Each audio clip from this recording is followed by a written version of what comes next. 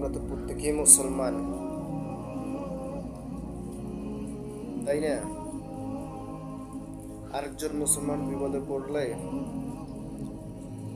তার পাশে থাকি না,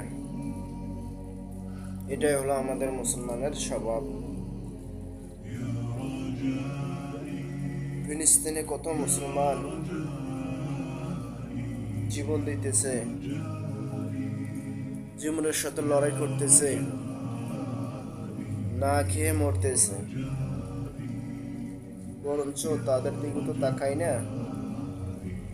একটু হাত তুলেও দোয়া করি না। আসুন তাদের জন্য বেশি বেশি দোয়া করি। তাদের জায়গায় যদি আমরা হইতাম তাহলে কি হতো?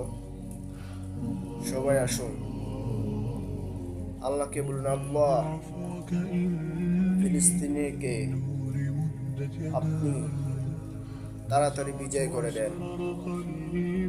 তারা তো মুসলিম, আমাদের ভাই। কেন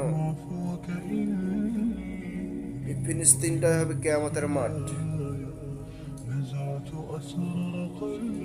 ফিলিস্তিনের উপরে এত জুলুম নির্যাতন, যখন আমি ভিডিওগুলো দেখি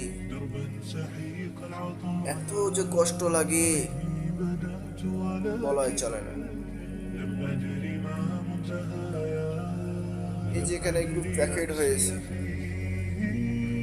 প্যাকেটের মতো লাশ আর লাশ আর লাশ পড়ে থাকে। দেখেন আমরা মুসলমান, পৃথিবীতে খালি মুসলমানে মারি খায়।